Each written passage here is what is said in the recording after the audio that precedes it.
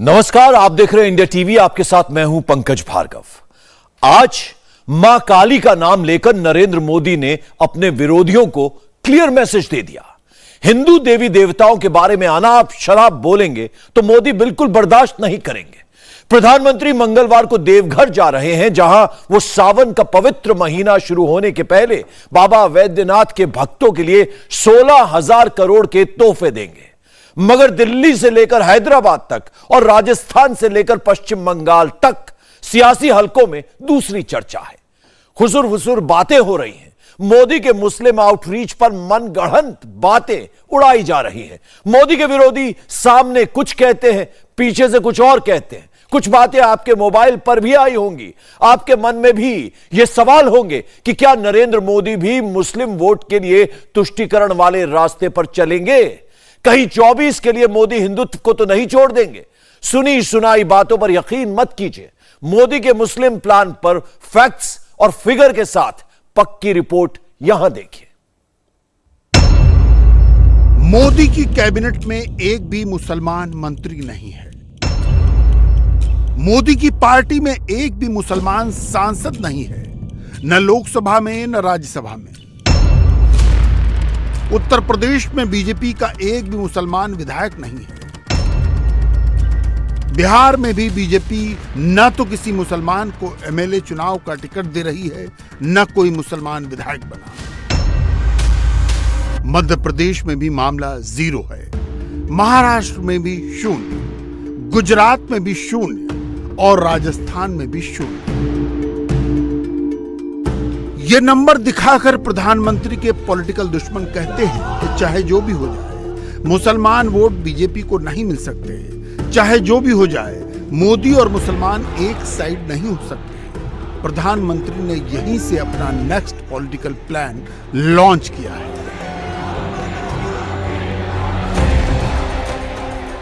नरेंद्र मोदी वहां से सोचना शुरू करते हैं जहां राहुल गांधी, ममता बनर्जी, शरद पवार और अखिलेश यादव जैसे नेता सोचना बंद कर देते हैं।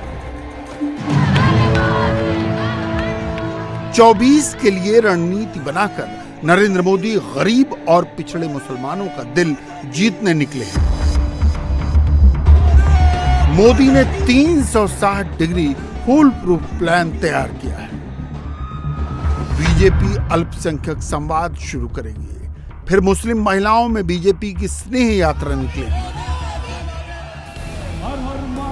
मोदी हिंदुत्व का परचम भी उठाएंगे। मोदी महाकाली मंदिर में भगवा ध्वज भी लहराएंगे।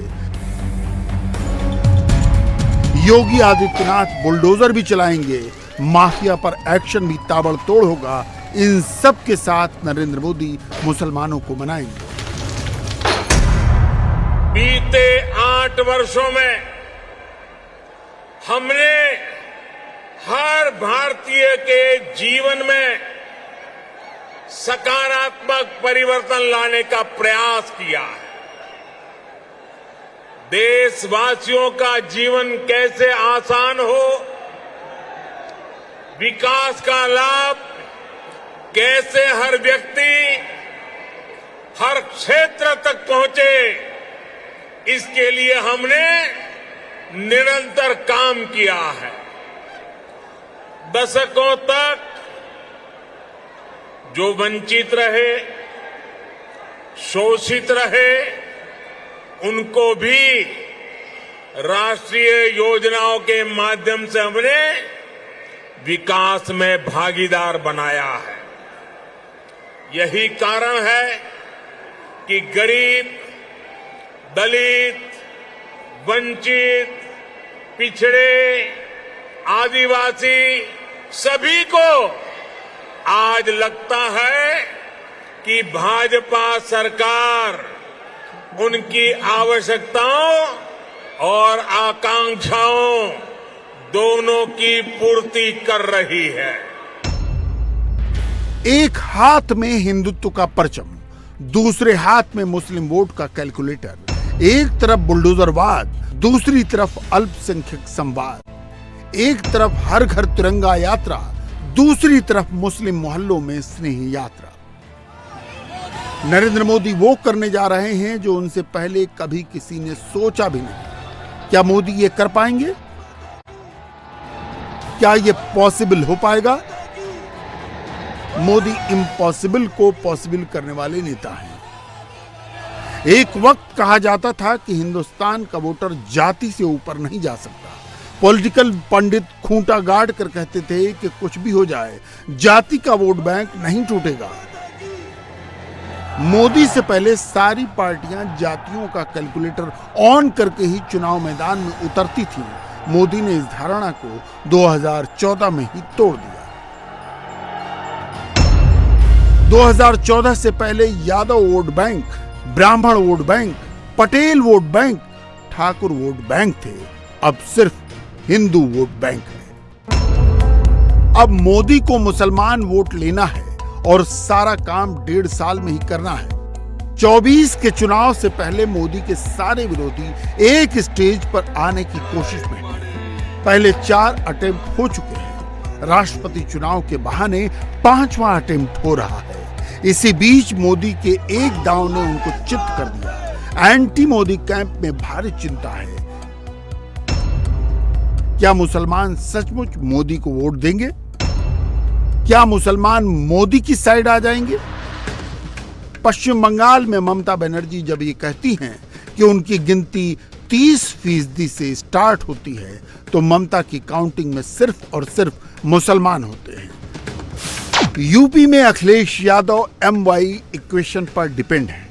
ऐसी ही डिपेंडेंसी बिहार में तेजस्वी यादव की है और राजस्थान में अशोक गहलोत की। ये मोदी इफेक्ट है कि ममता बनर्जी कैमरा बुलाकर आरती करने लगी।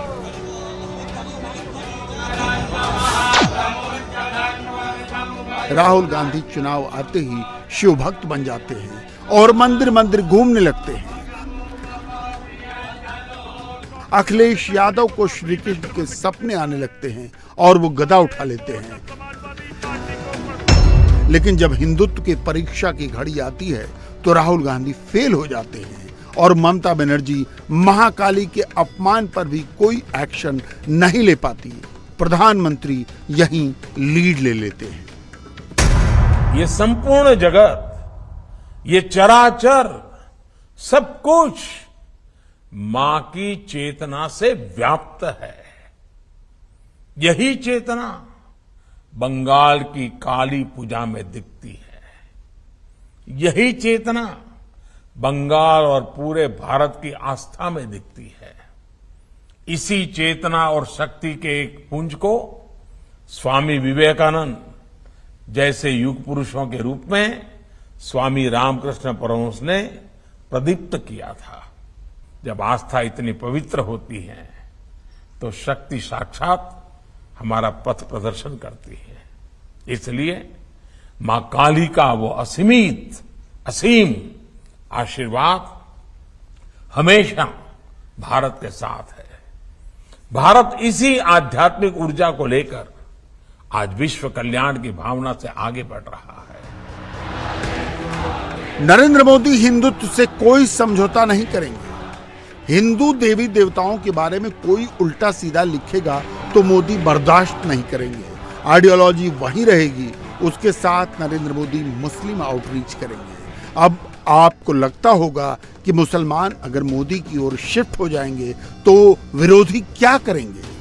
इस सवाल का जवाब आगे तलाशेंगे। उससे पहले यह जानना जरूरी है कि कम ही सही मगर मुसलमानों के वोट पहले से ही मोदी को मिल रहे हैं। CSDS लोकनीति के मुताबिक 22 के यूपी चुनाव में 8% मुसलमान वोट बीजेपी को मिले।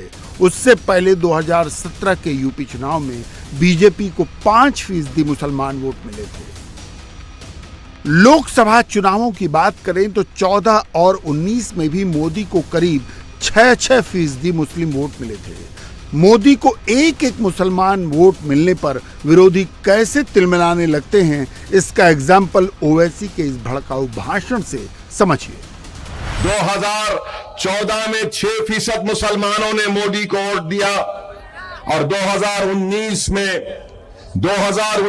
में वही 6% लोगों ने मोदी को वोट दिया। जब ये अखबार में रिपोर्ट छपी तो किसी मीडिया के दोस्तों ने मुझे फोन करके पूछा कि ओवैसी, ये रिपोर्ट छपी, ये मुसलमानों का 6% मोदी को वोट दिए बोल रहे और 19 में भी 6% है। तो मैंने कहा देख लो, इस रिपोर्ट में 3 चीजें हैं। एक ये कि 37% हिंदू भाई और बहनों ने 14 में मोदी को वोट दिया, 5 साल में वो 44% हो गया, और मुसलमानों का 6% 14 में था, 19 में भी 6% है। तो बताओ किसने ज्यादा वोट दिया मोदी को? 6 का नंबर है, वो क्रिकेट मैच में छक्का बोलते हैं उसको। तो 6 जो होता है वो छक्का होता है। मतलब दिए होंगे, हमको क्या करना है। लोकसभा की 543 सीटों में 92 सीटों पर हार और जीत का रिमोट कंट्रोल सीधे मुसलमान वोटर्स के हाथ में होता है। 19 के चुनाव में इनमें से आधी सीटों पर मोदी का जादू मुसलमानों के दिलो दिमाग पर छा गया। मुस्लिम बहुल सीटें 92, 19 में बीजेपी जीती 45, कांग्रेस जीती 18 और अन्य पार्टियों को मिली 29 सीटें। हिंदी हार्टलैंड यानी राजस्थान से लेकर बिहार के सीमांचल तक 19 सीटें ऐसी हैं जहां मुसलमान वोटर 40% या उससे अधिक हैं। 2009 में जब मोदी लोकसभा का चुनाव नहीं लड़ रहे थे, तब बीजेपी को इन 19 सीटों में से सिर्फ 1 सीट पर जीत मिली थी। 2014 में मोदी आए तो बीजेपी इनमें से 9 सीटों पर जीती और 2019 में जब मोदी की लहर उठी तो बीजेपी ने मुस्लिम बहुल 19 सीटों में से 13 सीटों पर कब्जा कर लिया।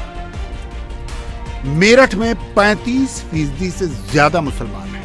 19 में यह सीट बीजेपी के राजेंद्र अग्रवाल 48% वोट लेकर जीते। बरेली में भी 35% से ज्यादा मुसलमान हैं।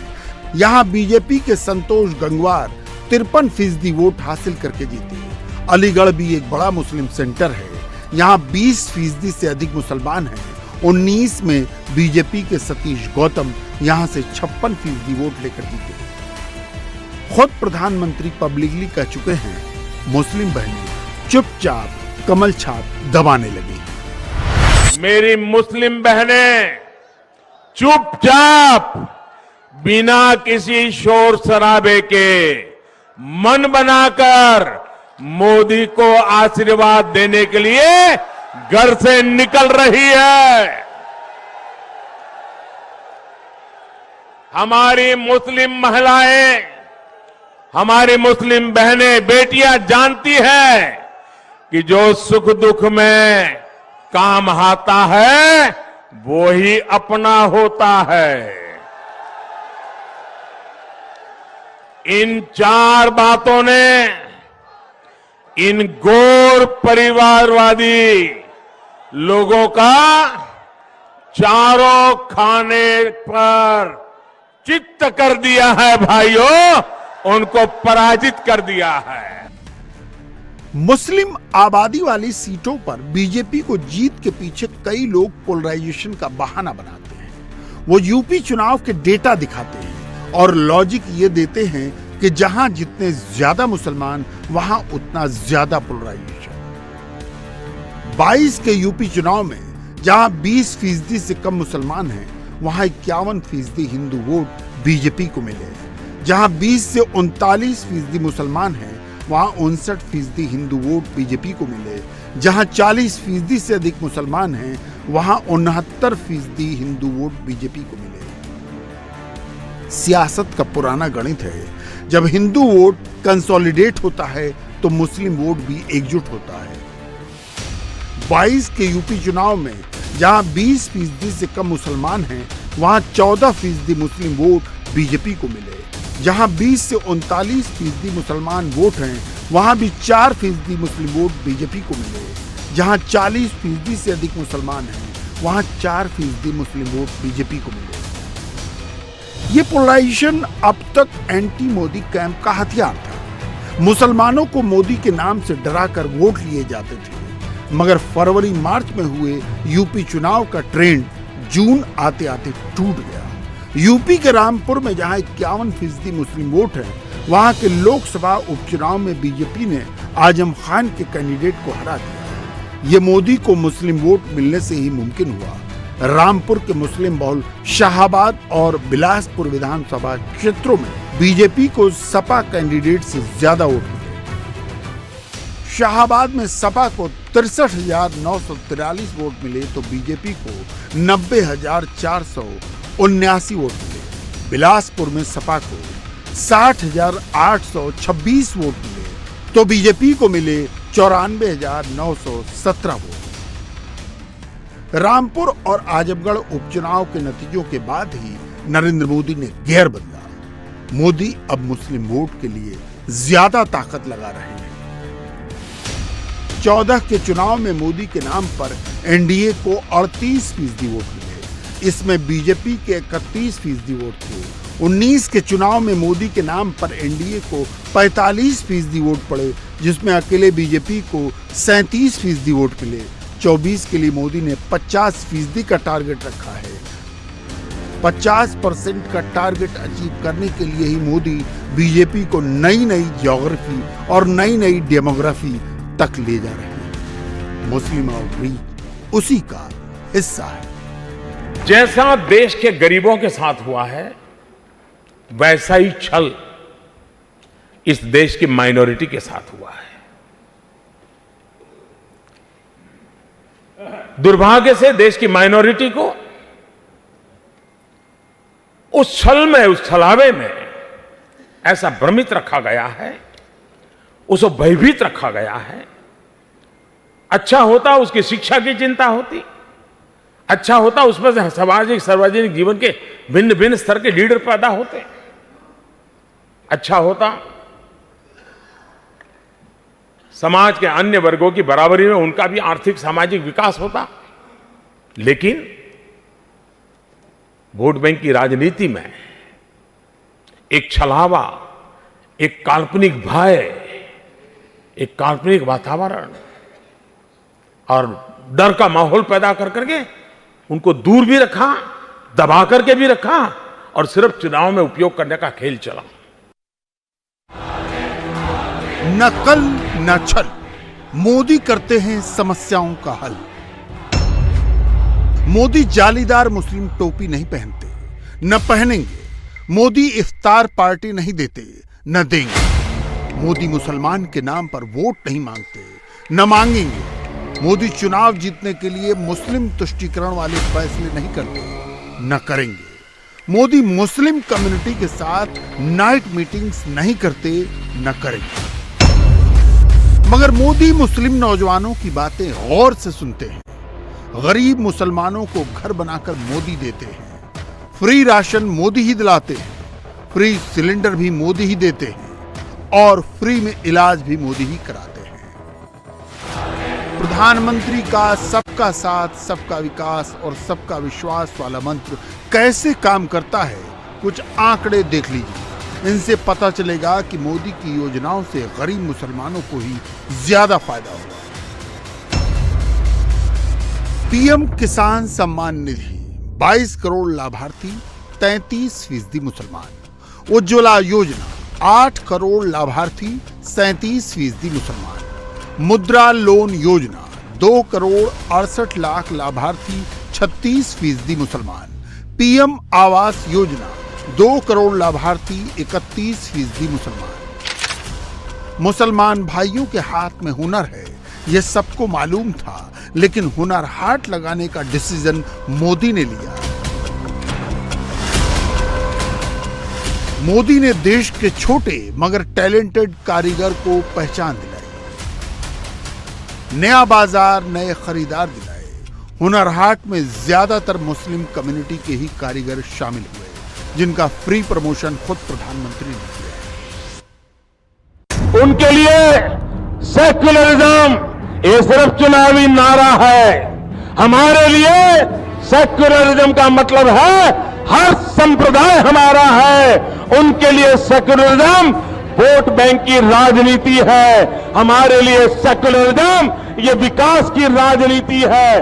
उनके लिए सेक्युलरिज्म तोड़ो और राज करो। हमारे लिए सेक्युलरिज्म जोड़ो और विकास करो का मंत्र है, उनके लिए secularism, appeasement for few, justice for none.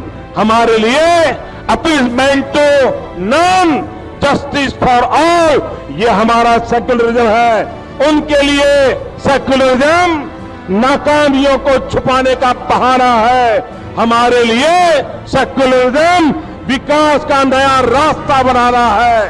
भाइयों बहनों, उनके लिए सेकुलरिज्म रिलीजन फर्स्ट होता है, हमारे लिए सेकुलरिज्म इंडिया फर्स्ट होता है। 24 के लिए नरेंद्र मोदी की सबसे बड़ी प्रयोगशाला उत्तर प्रदेश है। मोदी और योगी ने यूपी की 80 में से 80 सीटें जीतने का टारगेट रखा है। मोदी को 100% स्ट्राइक रेट चाहिए। 2019 के चुनाव में बीजेपी यूपी में 14 सीटों पर हारी थी।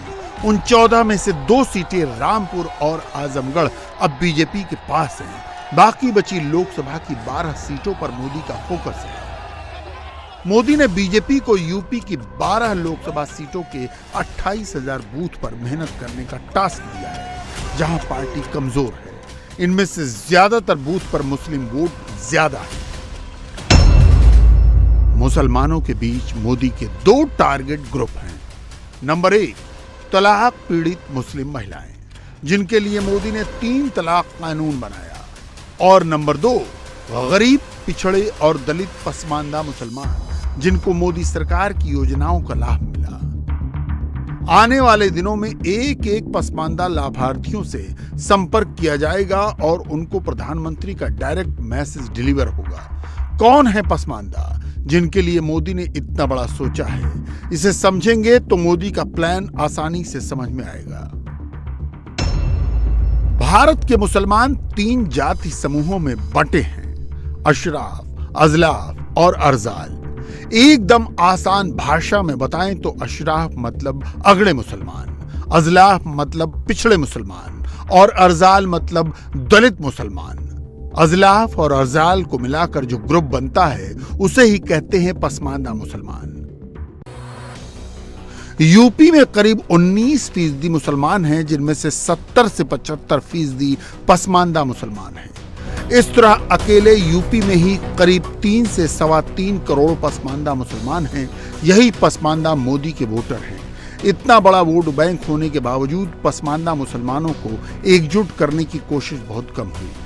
जिसकी जितनी संख्या भारी, उसकी उतनी हिस्सेदारी। ये नारा देने वाले बीएसपी सुप्रीमो कांशीराम ने पसमानदा मुसलमानों के साथ सफल प्रयोग किया था। थोड़ी कोशिश बिहार के अली अनवर ने भी की, लेकिन उनके बाद कोई ठोस काम नहीं हुआ। अब मोदी ने पसमानदा पर फोकस किया है। बीजेपी कहती है सपा और बसपा की सरकार में सरकारी योजनाओं का सिर्फ 10% फायदा मुसलमानों को मिलता था, लेकिन बीजेपी की सरकार में सरकारी योजनाओं का 30% फायदा मुसलमानों को मिल रहा है। योगी आदित्यनाथ की सरकार ने यूपी में 45 लाख प्रधानमंत्री आवास बनाए। इनमें से 15 लाख घर पसमानदा मुसलमानों को मिले। यूपी में करीब 9 करोड़ आयुष्मान कार्ड होल्डर हैं। इनमें से करीब 3 करोड़ आयुष्मान कार्ड पसमानदा मुसलमानों को मिले। योगी ने यूपी में 2 करोड़ 61 लाख शौचालय बनाए। इनमें से करीब 91 लाख शौचालय पसमानदा मुसलमानों के घरों में बने। कोरोना काल में यूपी में 15 करोड़ लोगों को फ्री राशन मिला। इनमें से 4 करोड़ मुसलमान हैं। राशन हो या किसान सम्मान निधि या फिर मुद्रा लोन या स्कॉलरशिप, सब पसमानदा मुसलमानों को बगैर भेदभाव के मिले। इसलिए पसमानदा मुसलमान बीजेपी के नजदीक आ रहे हैं। 25 मार्च 2022, करीब 3.5 महीने पहले पसमानदा समाज से आने वाले दानिश अंसारी को जब योगी कैबिनेट में जगह दी गई, तब इसके पीछे की सोच क्या है यह अंदाजा किसी को नहीं था। 3.25 महीने बाद मोदी ने हैदराबाद में पसमानदा का नाम लिया, तब जाकर लोगों को दानिश अंसारी को मंत्री बनाने का राज समझ में आया। अल्पसंख्यक समाज में जो मुस्लिम समाज है, उनके तरक्की के लिए कितने अच्छे और ठोस काम हुए।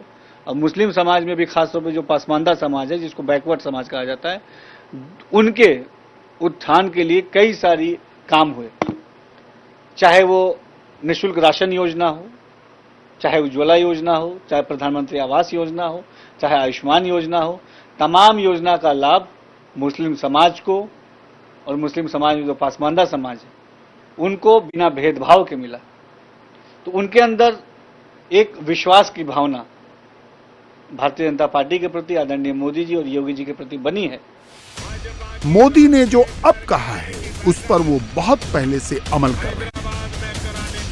यूपी में बीजेपी अल्पसंख्यक मोर्चा में 21 मुसलमान सदस्य हैं, जिनमें से आधे पसमानदा मुसलमान हैं। यूपी अल्पसंख्यक आयोग के अध्यक्ष पसमानदा मुसलमान, यूपी मदरसा बोर्ड के चेयरमैन पसमानदा मुसलमान, यूपी उर्दू एकेडमी के चेयरमैन पसमानदा मुसलमान।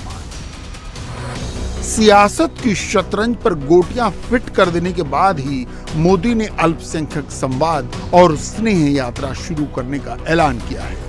बीजेपी नेता और कार्यकर्ता गांव-गांव, शहर-शहर जाएंगे और मुसलमानों, खास तौर पर पसमानदा मुसलमानों को बताएंगे कि केंद्र और प्रदेश की डबल इंजन सरकार उनके लिए क्या-क्या कर रही है। पसमानदा समाज के गरीब पीड़ित सभी वर्गों के अंदर आते हैं और अंसारी, अब्बासी, मलिक और सैफी, जिसको आज पार्टी ने एक दानिश अंसारी के रूप में राज्य मंत्री बनाए हैं, अशफाक सैफी के रूप में अल्पसंख्यक आयोग के चेयरमैन बनाए हैं, वहीं कैफुल बर अंसारी के रूप में जो है उर्दू एकेडमी के चेयरमैन दिए हैं, और डॉक्टर इफ्तिकार जावेद के रूप में मदरसा बोर्ड के चेयरमैन, और वहीं अल्पसंख्यक मोर्चे में भी लगातार लगभग 70% से 80% के बीच जो प्रतिनिधित्व है वो अल्पसंख्यक समाज के अंदर पसमानदा समाज को मिला है। 19 के चुनाव में मोदी के नाम पर एनडीए को 45% वोट मिले थे। ये मोदी की मूल पूंजी है, इसके ऊपर जो भी मिलेगा वो बोनस होगा। मोदी ने 45 को 50% करने का टारगेट रखा है। अगर पसमानदा का कार्ड सही चल गया तो मोदी 50 से भी ऊपर निकल जाएंगे। अमरनाथ में इस वक्त सबसे बड़ा रेस्क्यू ऑपरेशन चल रहा है। 3 दिन पहले जब वहां बादल फटा और उसके बाद जो तबाही आई, उसमें 40 के करीब लोग अभी भी मिसिंग हैं। उनके बारे में कोई खोज खबर नहीं मिली। आज अमरनाथ की तबाही की सबसे लेटेस्ट तस्वीरें भी सामने आई हैं। इस रिपोर्ट में आपको बादल फटने की वो तस्वीरें दिखाएंगे, साथ ही आपको यह भी बताएंगे कि उस 20 मिनट में हुआ क्या। सारी पब्लिक, अरे यार बहुत ज्यादा बाढ़ की स्थिति।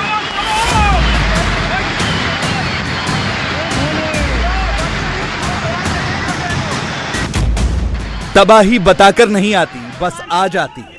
कुछ ऐसे ही जैसे आप इन तस्वीरों में देख रहे हैं। सारी पब्लिक, अरे यार बहुत ज्यादा बाढ़ की स्थिति।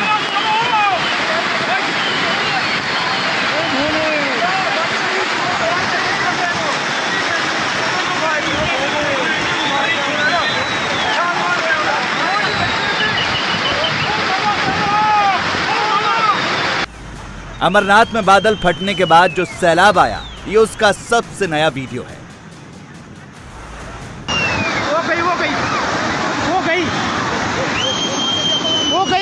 गई यार, गई अब गई पत्थर के नीचे दब गई। बाबा बर्फानी की गुफा से 300 मीटर दूर पानी का उफान कैसे तूफान बनकर आया, उसकी कुछ तस्वीरें तो आपने जरूर देखी होंगी। लेकिन उस 20 मिनट में एग्जैक्टली क्या हुआ, कैसे हुआ, क्यों हुआ और 75 घंटे बीत जाने के बाद अब वहां क्या कुछ चल रहा है, इस ग्राउंड रिपोर्ट में आप ये सब कुछ देखेंगे, सब कुछ जानेंगे।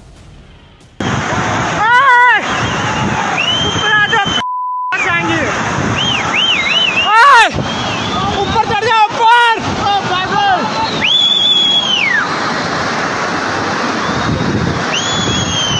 अरे यार वो बंदा। शुक्रवार की शाम करीब 5:30 बजे का वक्त हो रहा था। बाबा बर्फानी की पवित्र गुफा में ठीक इसी जगह पर आरती के लिए हजारों श्रद्धालुओं की भीड़ जमा थी। कई श्रद्धालु इन सीढ़ियों को चढ़ रहे थे और पवित्र गुफा की तरफ बढ़ रहे थे। मौसम साफ नहीं था, कुछ देर में रुक रुक कर हल्की हल्की बारिश हो रही थी, लेकिन गुफा से करीब 300 मीटर दूर एक बहुत बड़ी अनहोनी का ग्राउंड तैयार हो रहा था। इसकी कहीं कोई आहट भी नहीं थी। ठीक 3 दिन पहले शाम को 5:30 बजे 5000 से 6000 की संख्या में श्रद्धालु इसी पवित्र गुफा के चारों तरफ मौजूद थे। वक्त था आरती का। पवित्र गुफा में आरती की गूंज सुनाई दे रही थी, लेकिन उसी बीच ठीक 100 मीटर इस जगह पर एक क्लाउड बर्स्ट हुआ। मेट डिपार्टमेंट के मुताबिक करीबन 100 मिलीमीटर से ज्यादा बारिश हुई और यहां से 300 से 400 मीटर की दूरी पर एक बड़ी वाटर बॉडी फॉर्म हुई और फिर उसके बाद क्लाउड बर्स्ट के फॉर्म पर यह पूरा तेज बहाव अपने साथ बड़े बड़े चट्टानों को, मलबों को लेते हुए नीचे की तरफ आया और फिर अपने साथ सब कुछ बहा के ले गया। इस जगह पर, जो कि गुफा के बेहद करीब है, यहां पर कोई भी कंस्ट्रक्शन नहीं था। हालांकि सीआरपीएफ की एक पोजीशन और पोस्ट जरूर थी, लेकिन उसके बावजूद भी जो नीचे की पोस्ट थी वहां पर हथियार रखे हुए थे। जितने भी जवान थे उन्होंने जैसे तैसे वहां से अपने आप को निकाला, लेकिन उसके बावजूद भी ये जो बड़ी बड़ी चट्टाने हैं और यहां पर जो मलबा था वो अपने साथ सब कुछ तबाह करते हुए ले गया। जब तेज चट्टानों के साथ ये बहाव नीचे की तरफ आ रहा था तो उस दौरान सीआरपीएफ की ये जो पोजीशन है इतनी क्रूशियल थी कि इन्होंने अपनी आंखों से सब कुछ देखा और तेज बहाव के साथ जो चट्टाने थे, पत्थर था, बड़े बड़े बोल्डर्स थे, वो नीचे की तरफ बहता हुआ चला गया। पहाड़ी इलाकों में जब बादल फटता है तो सैलाब के साथ ऐसे ही पत्थर बहने लगते हैं। उस वक्त कैसा मंजर होता है उसे इन तस्वीरों से समझा जा सकता है। वो गई यार, गई अब गई। उस वक्त वहां जो लोग मौजूद थे उन्हें कुछ समझ नहीं आ रहा था कि जाएं तो जाएं कहां, भागें तो किधर भागें। जिसे जो समझ आ रहा था वो उधर भाग रहा था।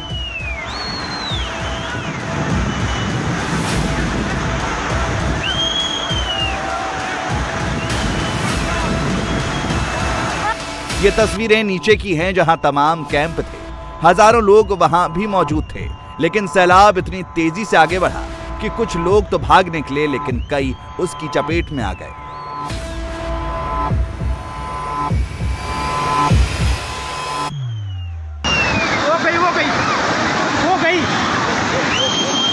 वो गई यार, गई अब गई पत्थर के नीचे दब गई।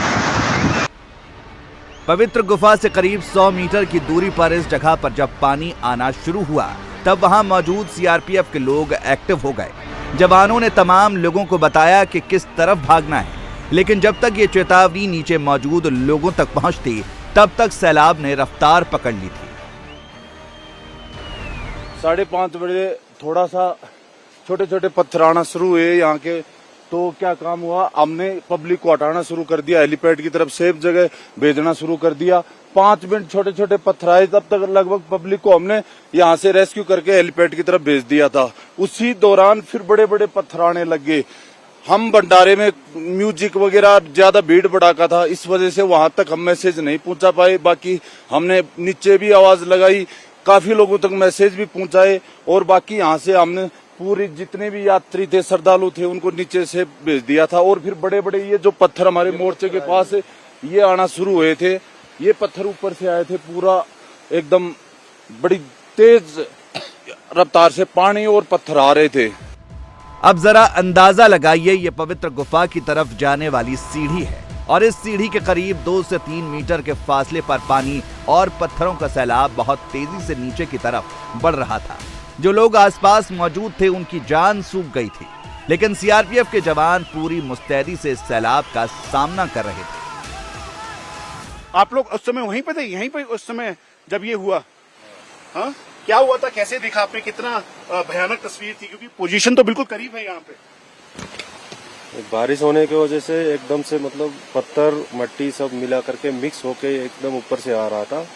तब जाके हम सब लोगों को अलर्ट किया गया था, लेकिन तब भी जो नीचे लोग थे वो तकरीबन सब भाग चुके थे, लेकिन जो फंस गया था वो बेचारे उसमें दब गया। जब आपने ऊपर से बहाव देखा, तेज चट्टाने देखी, तो घबराहट हो गई होगी आपको भी? हाँ, घबराहट तो हुई है। बारिश तो तेज हो रहा था, उसी दौरान फिर ये कीचड़ के साथ मिलके पत्थर के साथ पूरा एकदम बहाव आ रहा था। पानी, पत्थर और मलबा तेजी से नीचे की तरफ बढ़ रहा था।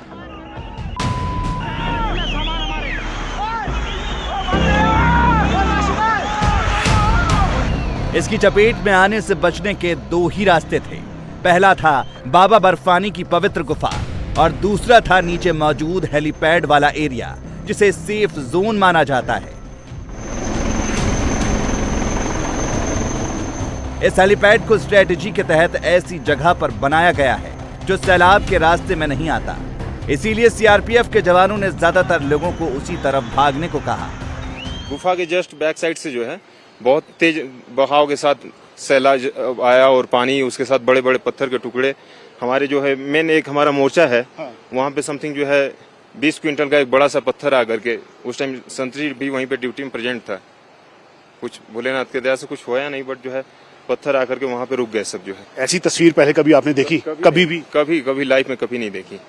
बहुत ही भयावह मंजर था उस टाइम का। जो है सभी यात्री सभी एक दूसरे से बिछड़ करके, कोई भाई बहन माँ बाप से परेशान थे लोग। जो है पवित्र गुफा से आपको नीचे की तरफ जो कैंप दिखाई दे रहे हैं, वहां जब पानी और पत्थर का सैलाब पहुंचा तो उसने काफी कुछ तहस नहस कर दिया। आप अभी जो तस्वीरें सैकड़ों फुट की ऊंचाई से देख रहे हैं, उसे करीब से देखने पर आपको इसका अंदाजा खुद हो जाएगा। कपड़े, बर्तन, जूते, चप्पल और न जाने क्या क्या अभी भी यहाँ बिखरा पड़ा है, क्योंकि जिस हालत में लोग जान बचाने के लिए भागे, उस वक्त सबसे कीमती सिर्फ जिंदगी थी।